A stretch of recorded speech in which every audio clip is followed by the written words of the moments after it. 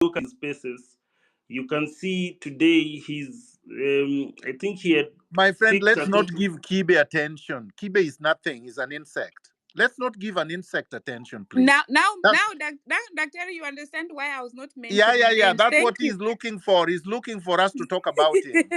My friend, please. You are giving a tag, an insect, to boast how we were discussing him. Let's discuss these important things. Yes. So, Mkenya, please take a minute to share, and then we go. Can you hear me? Okay, he cannot. So, Kenyan lady, you've been dropping. Okay, no, Kenya can hear me. Kenya, go, and then Kenyan lady, then Ahmed. Yeah, I can hear you. Did you say Kenyan lady? Sorry. Yes, please go, and then Kenya will go after you. Yeah. Okay. All right. Thank you so much for this platform, and I will go quick. I will try my best to express myself within the 2 minutes. Now, Dr. Miguna na wanasheria wote wenye wako hapa, asanteni kwa kuja. My question is one.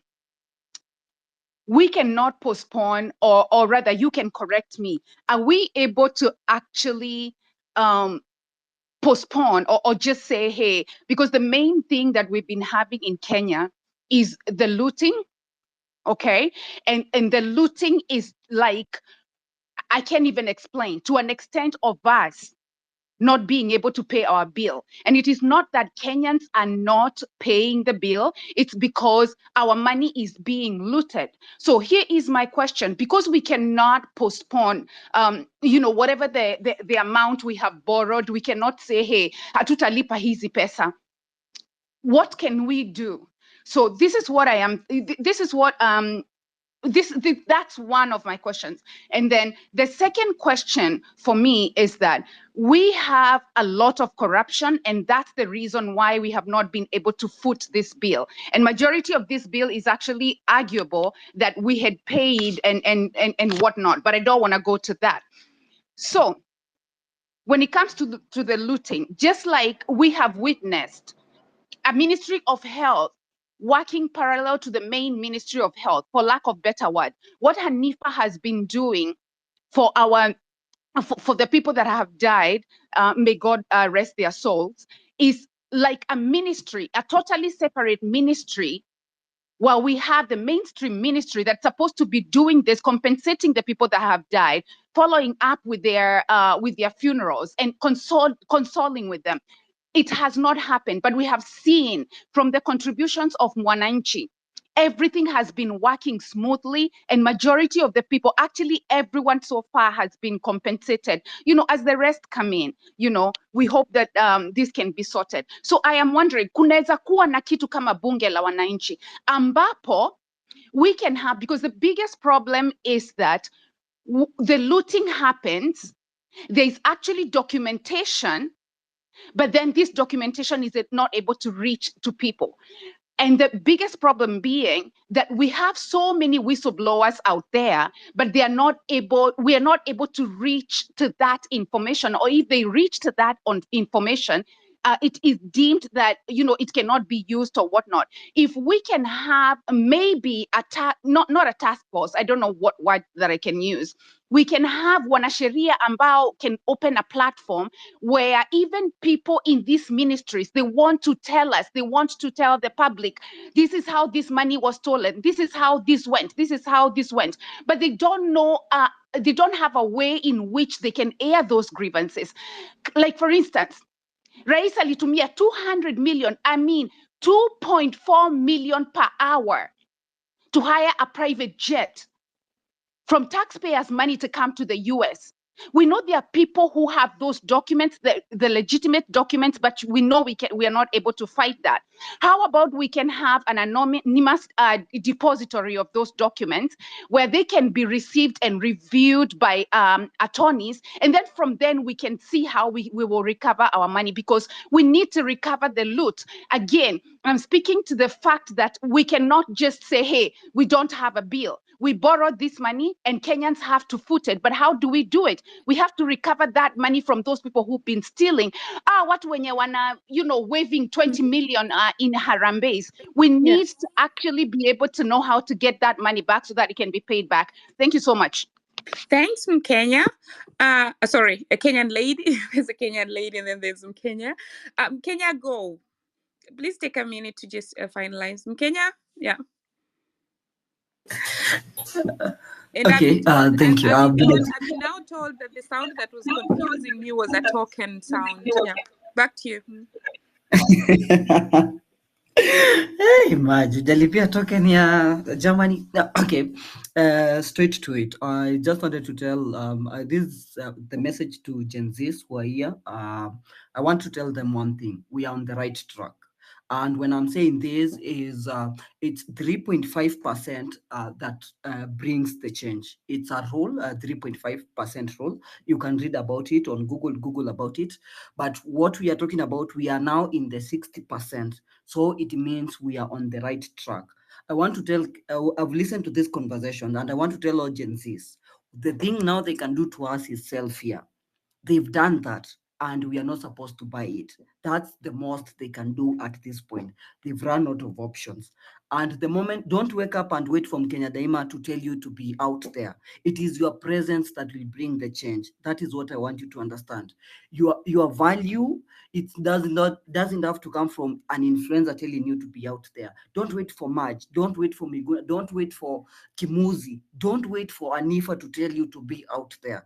I want you to be out there because your present is changed. That is what I want every Gen Z to understand. On 16th July, that is next week, let's all meet in all major towns. Be there, be present. Your presence is the change. Thank you. That's all I had to tell my fellow Gen Zs. Thank you so much for that. Dr. over to you. Yeah, Maj, I want to emphasize there are protests tomorrow. Let us not focus on the 16th. There is one tomorrow. They have been trying to divert people's attention from tomorrow. The 16th is meant as a red herring to divert attention from tomorrow. You can still have protests on the 16th. You can have protests every day. But there is one that was organized for tomorrow. But I think there are people who are pushing it off and trying to postpone it. We shouldn't allow that to happen. I also wanted to say the issue of debt we have dealt with here repeatedly. Legally, you are not allowed to pay illegal debts. I don't know why Kenyans believe that if I take debts illegally, then I can encumber the entire country to pay it for me, even when I steal that debt and put it in offshore accounts for my family. Kenyans are not responsible for debts that were taken illegally. And they are also not responsible for debts that have been paid many times over, but are still in the books because the IMF and the World Bank and our crooks in Nairobi have conspired to continue stealing from the country.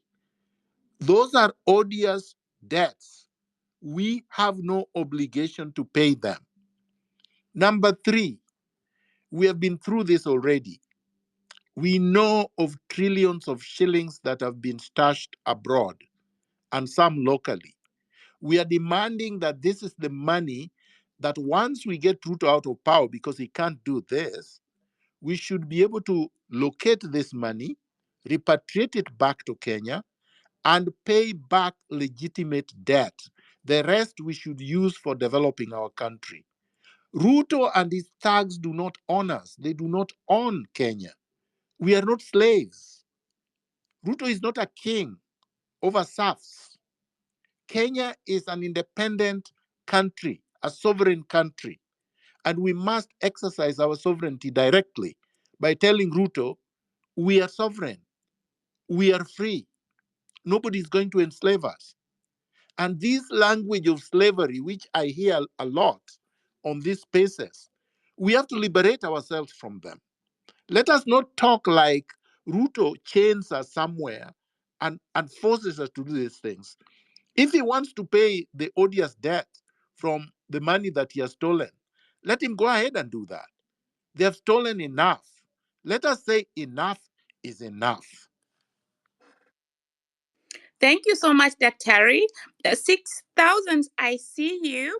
But kindly allow me to put Enoch first. He'd dropped. People are dropping. They're requesting for the mic and dropping. Even me, I dropped at one point. So And Maja, I Enoch, think the CJ was supposed to come back.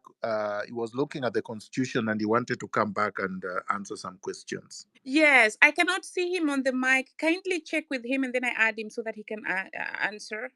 Yeah, I can't see him on the mic, on the request panel. Yeah. So now Enoch and then Ahmed and then 6,000, 2 minutes each.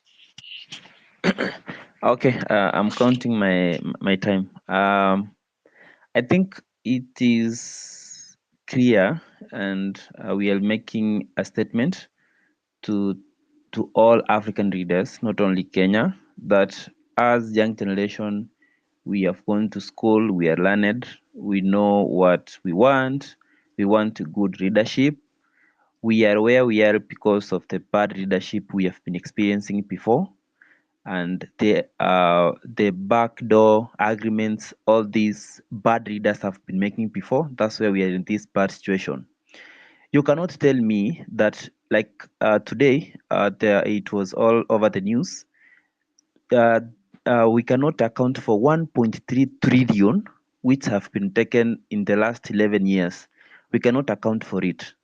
Imagine how much that money could have been done, how many new cities it could have been built, how many development that money could have done, like that this young generation could be having jobs, so they can focus on their jobs and not these demonstrations. It's because their leadership has failed. Corruption is like the engine of this country. These are the things we want them to we want these leaders to understand. We don't want them to be involved with us. What we want is change. They all of them must go. Another thing is, I really don't know. I saw there are some prominent guys here. I wanted to ask something. What happened to Konza City? What happened to Tatu City? I think like Konza City was supposed to start in the year, I don't know, 2011, 12, 13. What happened to that? All these beautiful projects that really come to Kenya, what happens to them? Why can't we see some developments that, as a young generation, we can say like, yes, we are proud, this is our country? Why are we not talking of new airports in Kenya? Why are we not talking of subway stations in Kenya? Why are you telling me that I have to visit Dubai to experience the the first class I don't know, development, how it feels like? Those are the things we want to experience them here in Kenya. We have the resources, we have the capacities. It's only that we have bad leadership. I just want that question of corruption, how we can tackle corruption in a better way. Number two, we have an issue of pending bills. I Oh, understand, and that we okay. discussed that intensively, Enoch. We discussed the pending bills, but please do land in 1 minute. I'll share with you. We really discussed it intensively. Please do in 1 minute, and kindly let's try to stick to the topic. No dialogue, no retreat, no surrender. Yeah. Yes, back to you, Enoch. Yeah. Yes.